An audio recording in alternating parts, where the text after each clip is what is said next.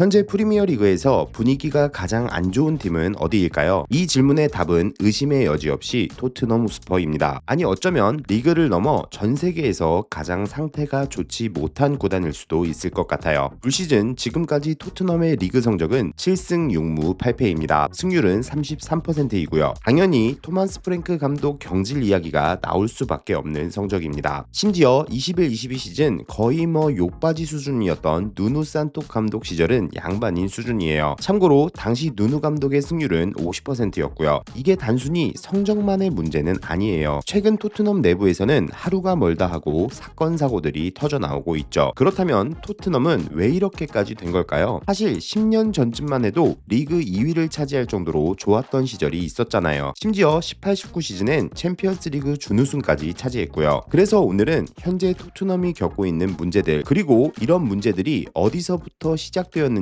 알아보려고 합니다. 주간이 포함된 영상인 점 참고해 주시고요. 그럼 영상 바로 보시죠.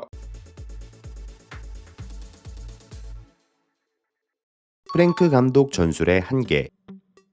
현재 토트넘의 주된 공격 패턴은 중원을 생략하는 다이렉트한 롱패스로 이루어집니다. 시즌 초반만 해도 이런 전술이 맞아떨어지며 실리적인 축구라는 칭찬을 받아왔죠. 성적도 괜찮았고요. 하지만 문제는 전술 구조가 너무 단조롭다는 데 있습니다. 쉽게 말해 너무 똑같은 공격 패턴만 고집한다는 거예요. 프랭크 감독은 포백 바로 앞에 2명의 수비형 미드필더를 배치하는 다소 수비적인 포메이션을 선호합니다. 심지어 공격형 미드필더 또한 베리발 같은 활동량이 많은 선수를 배치해 수비에 적극적으로 가담하게 하죠. 그리고 상대가 라인을 올리면 뒷공간을 향해 롱킥을 때려놓고 전방에서의 경합을 통해 볼을 소유하고 득점 기회를 만드는 것이 현재 토트넘의 주된 공격 루트입니다. 토트넘의 이런 전술은 전방 3톱의 스피드는 물론 수준급의 경합 능력까지도 매우 중요한 요소가 될 수 있습니다. 하지만 콜로 무아니, 마티스텔, 히샬리송, 모하메드 쿠두스 등 토트넘 공격진에서 해당 능력을 모두 보유하고 있는 선수는 쿠두스가 유일하다고 보는 게 맞아요. 거기에 세컨볼을 따내야 하는 공격형 미드필더에게도 어느 정도의 경합 능력이 요구되는데 기본적으로 사비 시몬스는 이런 부분에서 강점을 드러낼 수 있는 선수가 아닙니다. 도대체 왜 영입했는지를 모르겠어요. 최근 프랭크 감독은 4-2-2-2로의 전환 등 세부적인 변화를 통해 이런 전술적 단점을 개선하려 노력은 하고 있지만 결국 전체적인 틀 자체에는 변화가 없다고 봐야 합니다. 그리고 토트넘은 이번 겨울 이적 시장을 통해 이런 문제점을 해결하려는 움직임을 보이고 있습니다. 브레넌 존슨을 내보낸 것도 같은 맥락이고요. 아무튼 프랭크 감독의 너무 단조로운 공격 패턴, 그리고 팀 스쿼드에 맞지 않는 전술이 계속해서 반복된다면 그의 전술적 영향은 의심을 받지 않을 수가 없을 것입니다. 토트넘 몰락의 시발점.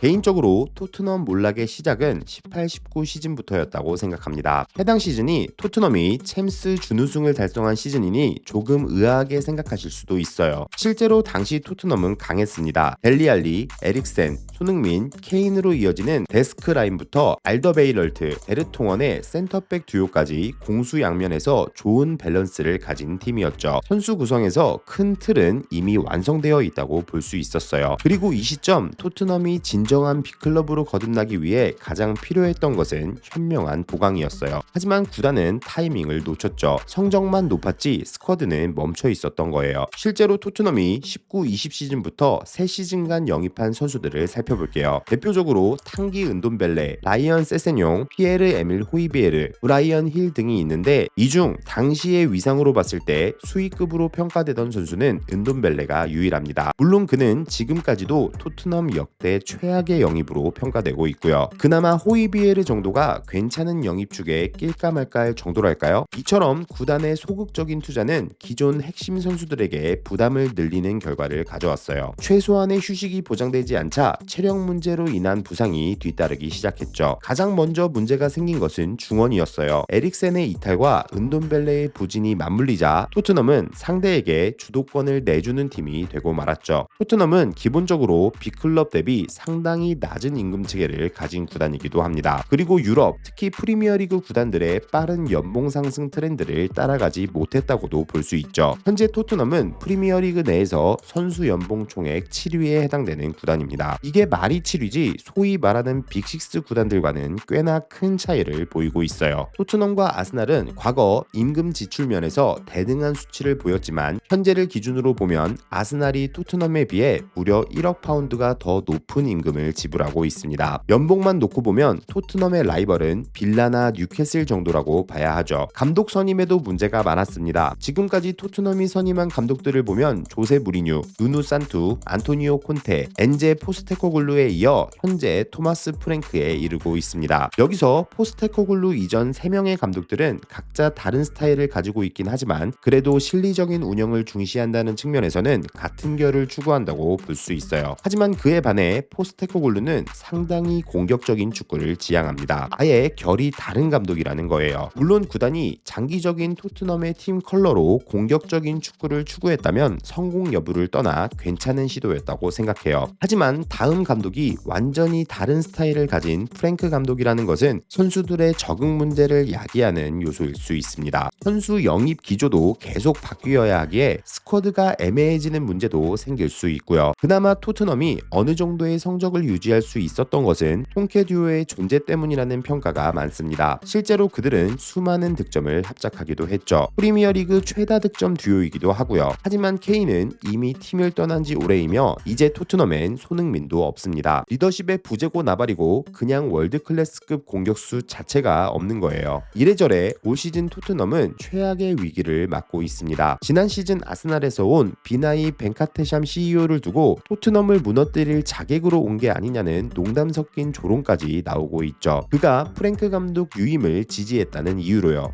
콩가루 집안.